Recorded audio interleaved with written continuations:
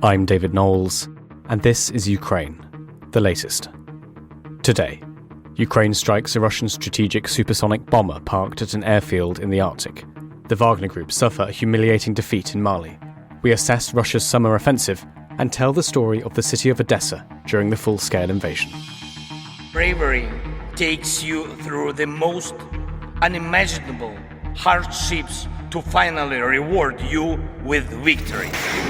The first duty of my government is security and defence, to make clear our unshakable support of NATO and with our allies towards Ukraine.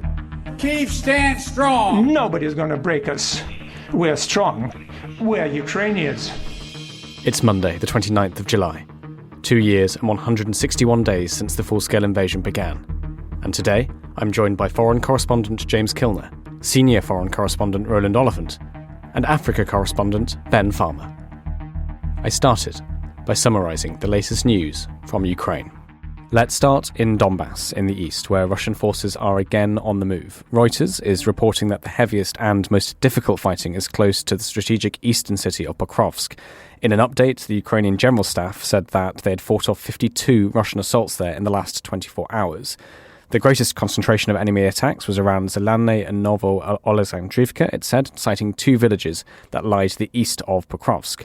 Russia's defense ministry said on Sunday that its forces had taken the villages of Prokhorets and Yevhenivka in Ukraine's Donetsk region. Both settlements again sit east of Pokrovsk, and we actually reported on Friday about the event in Prokhorets, so it's interesting that the Russians are now claiming that. Kyiv did not comment on this. President Zelensky, in his nightly address yesterday, made reference to the situation in Donbass. He said, and I'm quoting now, "It is extremely challenging in the Donetsk directions, and it is in the Pokrovsk direction that there have been the biggest number of Russian assaults these weeks. The most intense enemy strikes are precisely there. Everyone who stops these Russian strikes and destroys this Russian offensive potential is performing one of the most important missions in this war." And I know Roland later will talk about this, what Zelensky refers to as this Russian offensive potential. Further west, there is confusion and disagreement over the progress of the Russian advance in Zaporizhia. The Institute for the Study of War, the Washington, D.C.-based think tank, writes that, and now I'm citing the ISW, quote, "Russian forces recently advanced in western Zaporizhia Oblast amid continued positional engagements in the area on July the 28th. Geolocated footage published on July the 27th indicates that Russian forces recently advanced north of Robotyne and seized all of Robotyne. A Russian mill blogger claimed that Russian forces also advanced near Malotomachka, that's northeast of Robotyne, but ISW has not observed confirmation of this claim. That's interesting and worrying, although the Kyiv Independent does have denial from the Tavria group of forces, whose spokesperson disputed this in a comment for the Kyiv Independent this morning, saying that the situation in the sector was, quote, "without any major changes," end quote. Zooming out, across Ukraine, Russian attacks have injured at least 23 people over the past day. This is from a number of regional authorities. Russia targeted a total of 9 Ukrainian oblasts with Shahid drones and a Kh-59 missile. The Ukrainian Air Force claimed to have shot down 9 of the 10 drones and also the missile. Yesterday, the SBU, that's Ukrainian intelligence services, and the Ukrainian military hit an oil depot in Russia's Kursk region overnight on the 28th of July. This was confirmed by the Ukrainian General Staff. The Kyiv Independent wrote this up, and they, just quoting from them, they say, regional authorities in Kursk earlier reported a drone attack that resulted in fires at several locations, including at an oil depot. 3 fuel tanks caught fire as a result of the attack, and as of 8 a.m. Moscow time, firefighters were still working at the site, according to the local governor. Finally, before we go to James Kilner, a grim update from Ukraine's Prosecutor General's office, who have said that 564 children have been killed and more than 1,487 wounded to various degrees of severity as a result of Russia's war in Ukraine. The majority of the children have been killed or injured in Donetsk and Kharkiv oblasts, with 567 and 407 cases documented by authorities in each oblast, respectively. James Kilner was working over the weekend for the Telegraph. Quite a few stories to get into and several essentially military updates that I haven't covered since you were covering them. James, can we go first to the Arctic, where a Ukrainian drone struck a Russian strategic supersonic bomber? What happened up north? Hi, David. Yeah, busy enough weekend. So the story about the Ukrainian drone attack all happened on Saturday morning. It seems to have been a coordinated attack. Several Russian air bases were targeted by Ukrainian drones. And the most high profile, the most significant was this attack on the Kola Peninsula inside the Arctic Circle. This is 1,100 miles from Ukraine. So the distance in itself is impressive, and the ability to pinpoint the attack. The attack took out according to Ukrainian sources, hasn't been confirmed by the Russians, took out a Tu-22 M3 supersonic strategic bomber, which was part to its airbase at the Lyon air base on the Kola Peninsula. So we're talking only about 100 miles, less than 100 miles from Murmansk, the headquarters of one of Kremlin's main fleets. So a really significant attack. I think what this does show, David, is yet again it shows the range, precision, as I've said, and ambition of the Ukrainian drone program. The wider context here is that they've really stepped up attacks all around Russia. If you remember, a month or two ago, they hit a nuclear radar station in Siberia. So this is once again mocking Russia and its military assets. There's a broader context here in the sense that the US and Ukraine's Western allies have not given Ukraine permission to fire the missiles that it's given Ukraine more than 100 kilometers, roughly 65 miles, into Russian territory, which is frustrating the Ukrainians. The Ukrainians said that they need greater agency over how to use these missiles, but the Americans and the other NATO allies are concerned this would just widen the war, escalate the war, etc. So they've limited it to 100 kilometers. But with these drone attacks, Ukraine is showing it has independent agency to choose its targets without permission from the US. So very interesting attack there. It is also very embarrassing for the Russian military defense. Again, you may remember there was an attack on an air base which took out about, I can't remember exactly, 3 or 4 fighter jets a few weeks ago. And the Russian military bloggers got very annoyed about this and then demanded that the Russian Ministry of Defense do more to protect parked up fighter jets at air bases around Russia. And the relatively new Minister of Defense, Russian Minister of Defense, Andrei Belousov, he actually agreed. He said, yeah, we're going to do more to sort this out. And within a week, in the Ukrainian strike in the Arctic, one of these prestigious supersonic strategic bombers. So an interesting story there, David. Thank you very much, James. Let's move on. Staying on jets, there's some less good news for Ukraine that you've been writing up to do with the F-16 fighter jets, much talked about over the past few months. What did you find this weekend? So in many ways, it's a continuation of the story we've just been discussing. It's coming out of the US. This is a Washington Post story, really, quoting Ukrainian and Western officials saying that these much vaunted F-16s, they're going to turn up in Ukraine from European NATO allies. So this is Netherlands, Norway, Belgium, and Denmark. They're going to start turning up in Kiev next month. Ukraine's been promised 80 of them. The first 20 or so are going to turn up over the next few weeks. The problem is the sources in the US and in Ukraine were telling the Washington Post that they're probably only likely to be 6 trained up Ukrainian pilots who are able to fly these F-16s, which of course is massively underwhelming and of course really limits the amount of flying time they can get out of these F-16s. The Russian military bloggers, again, was mocking this number, saying that even if you have 6 pilots, you can only get up to 2 or 3 F-16s up in the air at any one time because you can't have all the pilots working all the time. And they said, basically, if you can run 10 sorties a day in the entire of Ukraine, that's going to be fairly ineffectual. So it's definitely something to be worth watching there. This has been backed up by Ukrainian frustration and senior military commander level, who've admitted that the Russians now have deployed so many air defense systems around their own front lines. They can't risk sending the F-16s near the front lines, even when they get hold of them. So Ukraine's been asking for these F-16s for 2 years. We know in the summer last year that when they launched this counteroffensive, much heralded counteroffensive, which was basically failed, that they lacked any air cover. And they blamed the failure of the counteroffensive to some extent on the lack of air cover. So in many ways, as Ukrainian officials have been complaining for so long, this is another prime example of Western military aid, Western kit arriving too little, too late.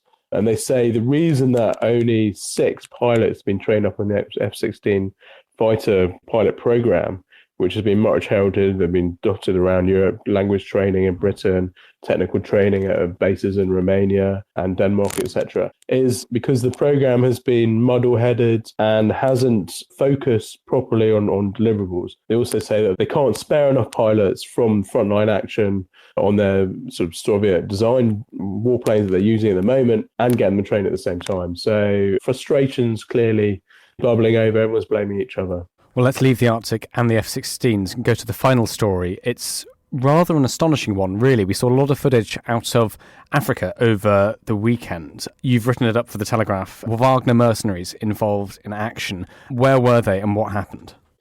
So this is in Mali. This was in the middle of the Sahara Desert. It seems, and we've had confirmation from Wagner Group this morning, actually, that one of their main combat units in Mali was ambushed, and they had 50 to 80 soldiers, or fighters rather, mercenaries, killed in this huge ambush, which was coordinated by Al-Qaeda and the Tuareg fighters. There'd been some combat going around near the border with Algeria. To rewind a little bit, the Wagner guys are there. They've been paid by the Malian junta to take on the Al-Qaeda and Tuareg rebels. They've been there for roughly 4 years or so. They've paid several $million a month, etc. And then since their failed rebellion in Russia last year, the Russian Ministry of Defense has encouraged Wagner to focus on its Africa activities and get out of Ukraine, basically. And it's also subverted Wagner to the Ministry of Defense. So there they were in this desert. They'd had this combat with these Al-Qaeda Tuareg guys. It'd been apparently pretty eventful. And they're basically trying, as I understand from reading around the relatively well-informed Russian military bloggers and Wagner known social media guys, they're basically trying to retreat. They're trying to get out of this remote town and get back to somewhere they could regroup, basically. And it was during this retreat that they got ambushed. One of the military bloggers, the Russian military bloggers, was saying that the Wagner convoy was lured into an ambush by the Al-Qaeda Tuareg guys. They used a small unit as bait, and the Wagner convoy tried to chase this bait, and then they got ambushed. And the pictures are quite remarkable. There's weaponry upended, there's a helicopter destroyed, there's bodies everywhere. It's quite gruesome stuff. Some of the photos we've seen, you can clearly see Orthodox crosses being worn around the necks of some of the guys, dead bodies, etc. There's some video of some Russian-speaking, presumably Wagner mercenaries, but they're certainly Russian-speaking, being taunted by Tuareg rebels, etc., etc. So a very significant military defeat here for Wagner. Apparently the leader of the unit was killed, and it really shows how much weaker Wagner has come since the heights of when they were fighting in Donbass last year and when they tried to take on the Kremlin. The Russian military bloggers are saying that they were complaining that a lot of the experienced Wagner fighters and leaders left the unit once it came under the control of the Ministry of Defense, and that basically resulted in this sort of calamity. Well, thank you very much, James, for talking us through all of those stories. We'll come back to you at the end for a final thought. Roland, Oliphant, thank you so much for joining us today. It's hugely appreciated. You've written a big, long read for the Telegraph on Russia's summer offensive. Could you just talk through for us how you approached this story in such a sort of fluid, dynamic, evolving situation on the front lines, and what did you find? Good afternoon, David. We kind of took a step back. I mean, the premise was, look, around about May, so around about the time the Russians launched their cross-border attack into Kharkiv around Lvov, we put out a piece that was looking at what this much-anticipated Russian campaign of the year was likely to look like, what, as far as we could tell, speaking to people who knew things that we didn't necessarily. Piecing together the intelligence, what we knew about the Russian deployments, about Russian likely objectives, and trying to analyze how it was going to go, where the Russians were putting their main efforts and so on. While we were preparing that for publication, the Russians preempted us by launching their offensive into Kharkiv. I remember muddling about a little bit, trying to desperately rewrite to make it relevant in this very fast-changing situation.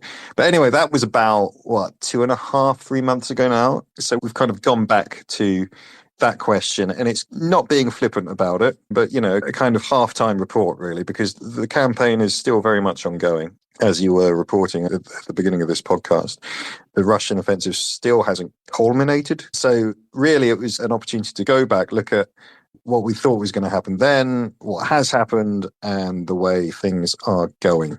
So that was the basic kind of brief. Well, Roland, let's jump into it then. What was the plan and how did that play out in reality? Well, the Russians went into this, I think, with two objectives. One of them was very ambitious and maybe wishful thinking on their part, but not out with the realms of possibility. And that would have been the worst case scenario for the Ukrainians.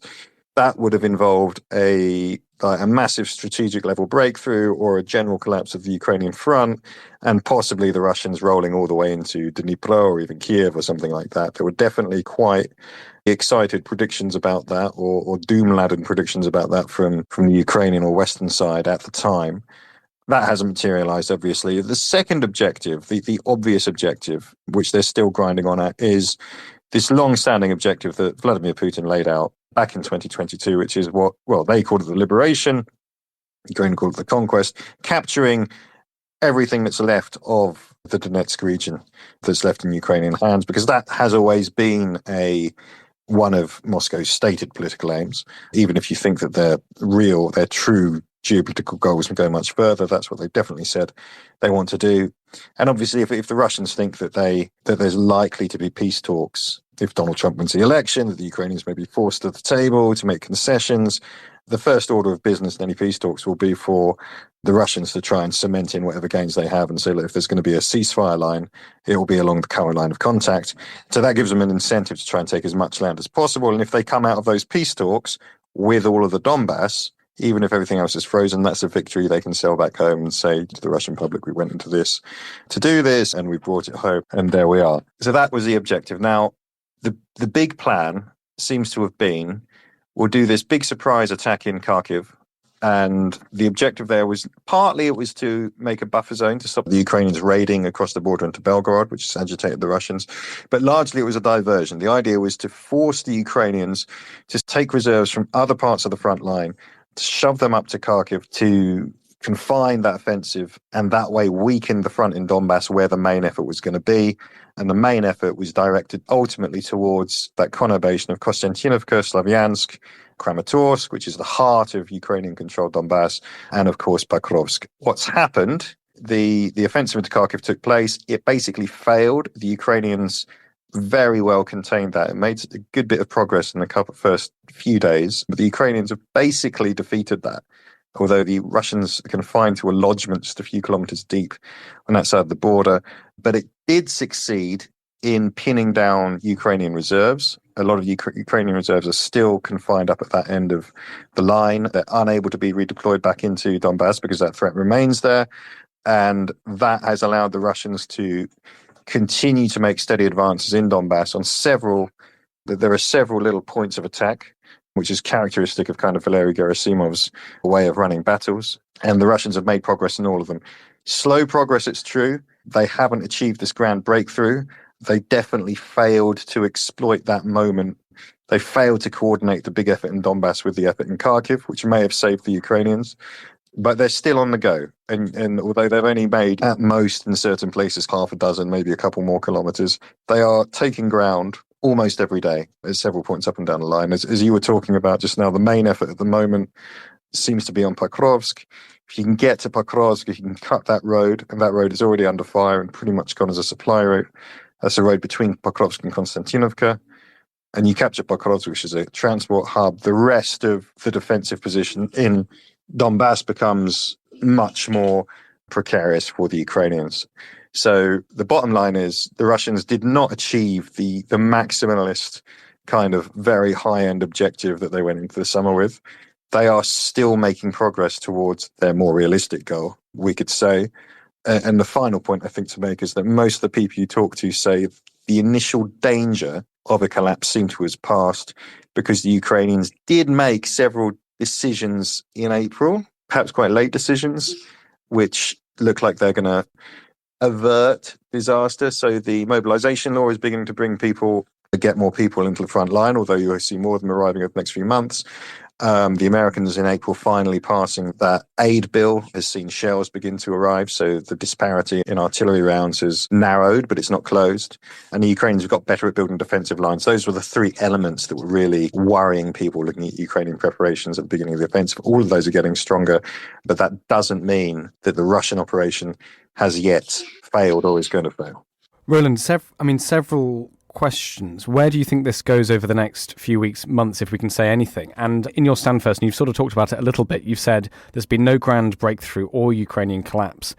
Is there a sense among any of the people you talk to that either of those things could be just around the corner if enough of these cumulative advances get added together? And are we getting closer to that moment or not? What do people say?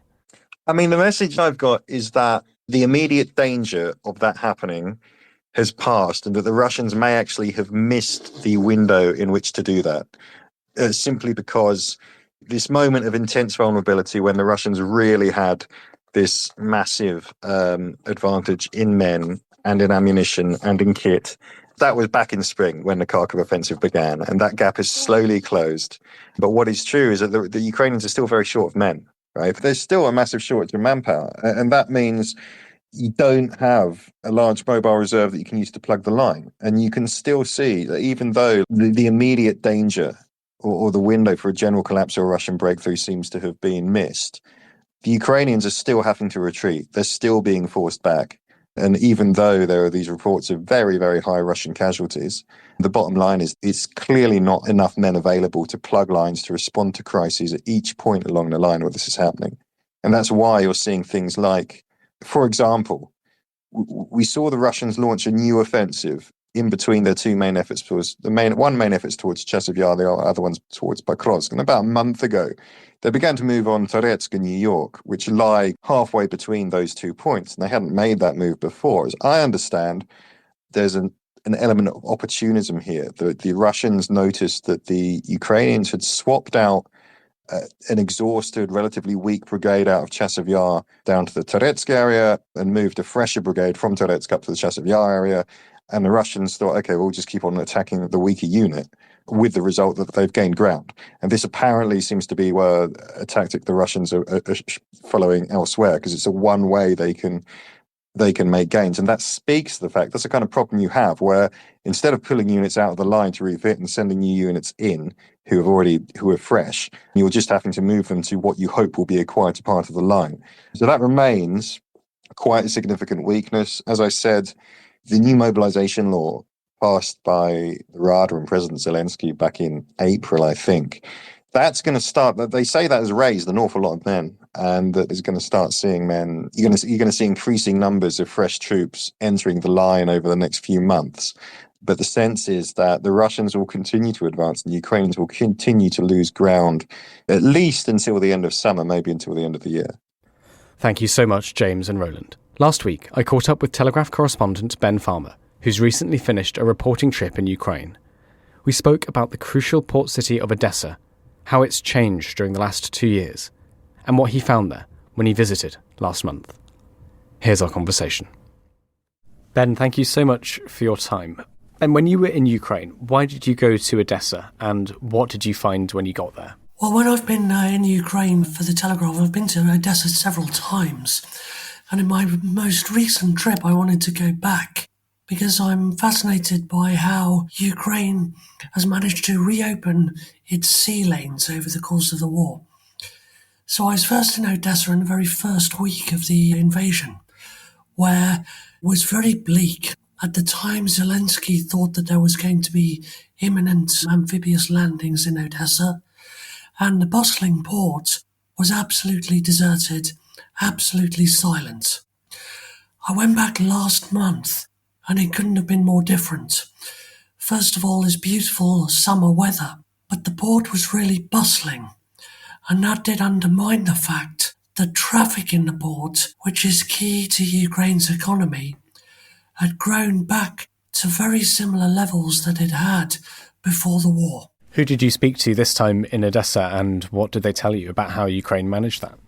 Well, we went down to the port and spoke to the spokesman of the port, and he said that really it is a good news story in Ukraine at a time when Ukraine is very much finding it difficult going and is on the back foot. But their achievements in the Black Sea are an overlooked victory, if you like.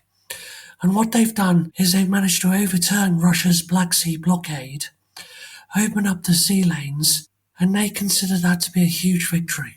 In your article, you talk about the impact of the reopening of the ports essentially for Ukraine's customers, often in Africa and other parts of the global south. Could you talk to us about just that story over the past few years? What happened to those regions when the trade was cut off at the beginning of the war, and how has that changed now?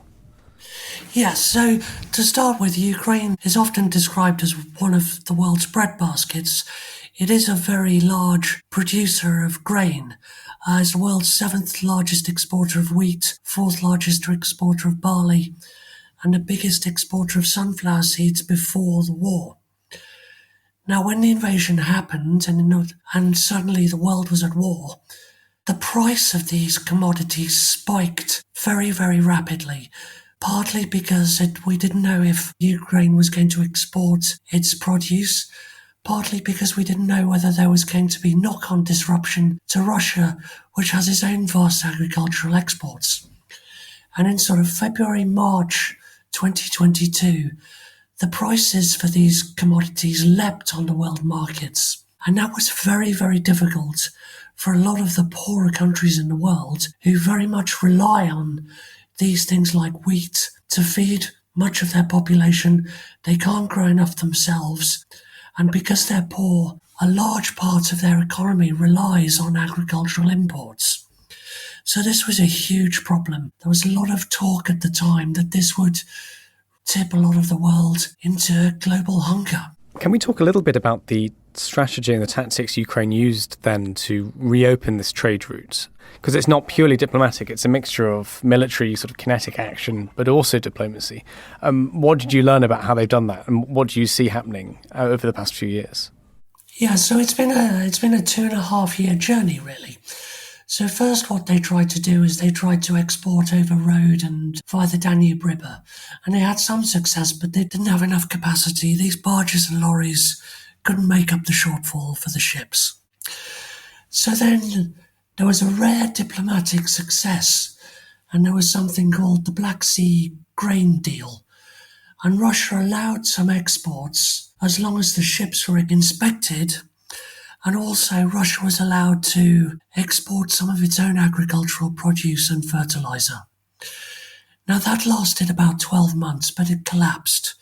The Russians started to obstruct it. They felt that they weren't getting what they wanted, so it collapsed. But when it collapsed and the Russians tried to reimpose the embargo, this time the Ukrainians thought that they could open it up themselves, the sea trade. And they were confident because bit by bit from the beginning, although they're a naval minnow compared to Russia, they've been pushing back, sinking ships, attacking naval infrastructure. And we saw this with things like the Russian Black Sea Fleet's flagship, the Moskva, being sunk. We've seen a number of warships being sunk by drones, by missiles. We've seen attacks on their docks in Sevastopol. And by late last year, they thought that they had pushed the fleet back, basically, and they could open up the routes to international shipping if they could persuade it to come. And sure enough, from about September onwards, they've been able to do that. And since then, we've seen a lot of international shipping make the journey to Odessa and other ports. And by the spring of this year, the tonnage of ships arriving was very close to pre-war levels. One of the issues here, and it's not the kind of sexiest topic, but it's hugely important, is insurance for ships sailing under a different flag to come into Ukrainian waters, and who's going to insure them if they're potentially at risk of being damaged or attacked. How has that changed over the past 2 years? How did the Ukrainians persuade the insurance companies to insure them, to insure people doing business in Odessa? Yeah, well, you're absolutely right. It's not the most glamorous subject, and it's a little bit arcane, but it's massively important. No one will send one of their very expensive vessels if they think it's going to get sunk or not just sunk, if they think it's going to be delayed or impounded, and that means that they miss contracts further down the road. So I think what Kiev was able to do was the first few visits, it was able to underwrite itself, but then it was able to persuade insurers in London, we think with the help of the British government, to lower the insurance. And that really encouraged vessels to take the risk. At the beginning, they only sent old, decrepit vessels, if you like, where there was less risk. But as time has gone on, they've become more confident. What you're describing in total then is, as you've said, something of a good news story really for Ukraine, especially given the grimmer news coming in from the front lines in the east. What was the atmosphere like in Odessa when you were there? Did it feel like there was more optimism in the city? Well, I mean, it was mixed. Certainly the fact that ships are coming in has raised the mood of the city. This is a city where life revolves around the docks. And the docks really are the beating heart of the city.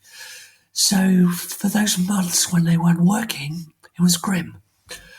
But the docks still are in peril. There are still regular air raids, and they're still getting hit by missiles and drones. So the threat is not over. And just finally, what do you think the future looks like for Odessa? You've described brilliantly the past 2 years and how the city's come back from the edge of ruin, financial and everything, really. What do you get any sense of what the next few months, the next year might look like? At the docks, the spokesman very much said that they want to increase the capacity of their exports. Ukraine is fighting not just a military war, but an economic war. It has to pay for its army, it has to pay for keeping the country going in the face of the invasion. So it needs income. So they're looking not just to increase exports of agricultural produce, but everything else they produce, iron ore, things like that. So they really want to increase what is going through the docks, and they think they can do it. Coming up, we hear Roland and James' final thoughts.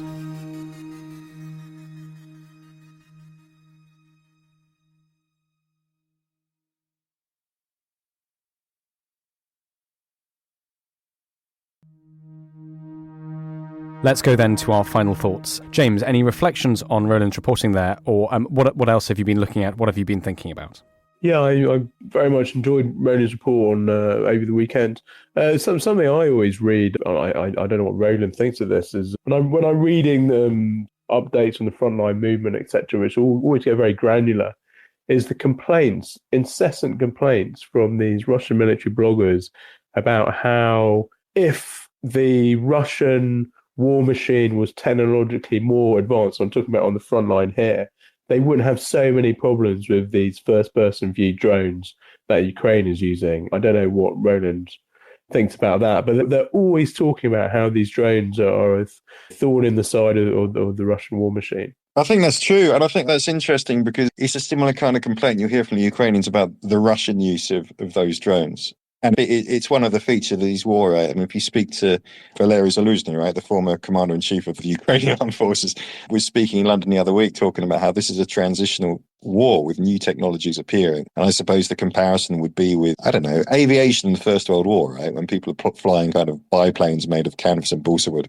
and so on. It's not yet a perfected technology, but both sides are using it to a high degree, and neither side has worked out how to either thwart the other side's use of this or to completely turn this into a decisive advantage. And it's a technological race. And I think actually that also speaks to a more general problem that, I mean, both the Russians have because they're on offensive, but both sides have, which is that because of the presence of the FPV drones, but also the observation drones and so on, the battlefield is basically transparent.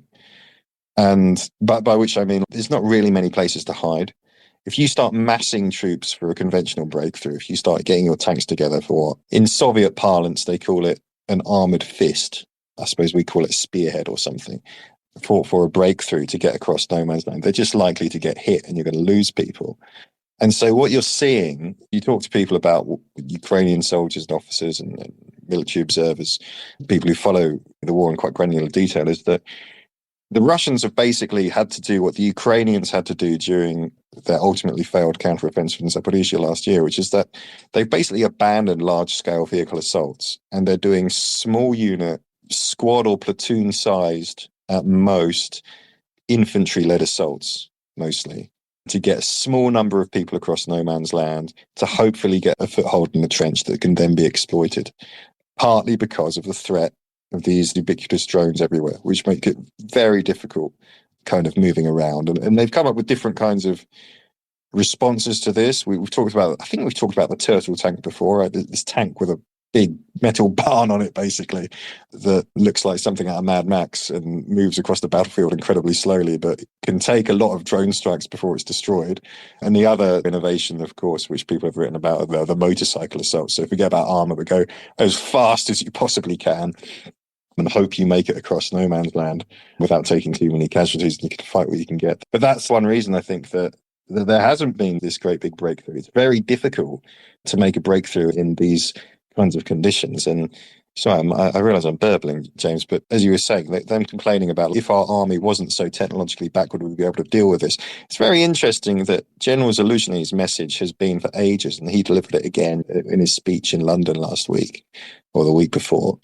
His message that it's the person who masters the technology and works out how to win this technological race for mastering and dealing with and countering these threats that is probably going to decide the outcome of the war.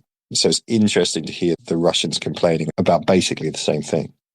Yeah, they've been complaining about this for months, and it seems to me as well, Roland, that they also concur with exactly, or their experience is exactly as you say. They're also whinging that there's not going to be a big breakthrough. They can't achieve it. The Russian Ministry of Defense is not. It's not up to the task, basically. So, really interesting report. Absolutely marries of what I've been reading on the Russian Telegraph. I'm sure you've been reading it as well. So, David, just to wrap up with the final thoughts for your listeners, coming back to Wagner and Mali, I think it's definitely one to watch. How do the Russian forces, how does Wagner in Africa, how do they respond? How do they bounce back from such a massive, humiliating defeat? Again, the context here is the Kremlin sees Africa as a sort of chance, as an arena to challenge the West. There's been several coups across the Sahel over the last few years. The Kremlin is accused of fueling these coups, etc., etc. And Wagner has been very influential in exploiting the chaos afterwards, etc. These African military junta leaders, they've become regular visitors to the Kremlin. They're often at the military parade in May, and they're in and out doing deals. Kremlin officials are often in Africa as well. You read about it almost every week. A senior foreign ministry official, defense ministry official in Africa doing some sort of deal. So this is important. This is important for people looking primarily at the war in Ukraine. It is important because it undermines Kremlin credibility in Africa. They're seen as the hard man in the area, able to prop up these military juntas, and the failure or the relative failure of the Ukraine Peace Initiative in Switzerland, I'd argue, as of a few weeks ago now, is partly down to Kremlin prestige around its mercenary units in Africa, its oil, gas and grain exports, etc. So this is a chink in the armour. But aside from that, David, just reading on the Russian newswires, the new president of Iran, Masoud Pezeshkian, is due to come to Moscow in October ahead of a BRICS summit in Kazan. So BRICS is the sort of alternative group of top economic countries, and Russia's hosting a summit meeting in Kazan. It looks like the new Iranian president will nip into Moscow, the Kremlin, to see Putin before that. So that is interesting. That is definitely watch out for. Of course, your listeners don't really need reminding that Iran's a major backer of Moscow and supplies weapons and drones, etc. And then the only other piece of news to update listeners around is the Kremlin has again denied any Russian involvement in any infrastructure attacks around the French Olympics. I think there was more news this morning of a cyber attack on telephone infrastructure, mobile phone infrastructure in France. The Kremlin has denied any involvement in that. Thank you very much, James, for your time today and your reporting. Roland, can we come to you just for a very quick final thought, and then please do get on with your holiday. Thank you very much. I suppose, look, it was very kind of you to come to me to talk about my article, but there were 2 articles we actually did about this, because as so often editors asked us, how's the war going, what's happening in Donbass and so on. The answer was, well, we can report on the state of the frontline fighting, but there's something else going on which is perhaps more significant, actually, quite likely more significant, and that is the long-range strike campaign, and particularly what Russia has done to the Ukrainian non-nuclear energy generation network. We are still in high summer, but in that part of the world, you have to start preparing for winter quite early on, because it gets so cold, and because so much infrastructure is built on these centralized heating and hot water networks.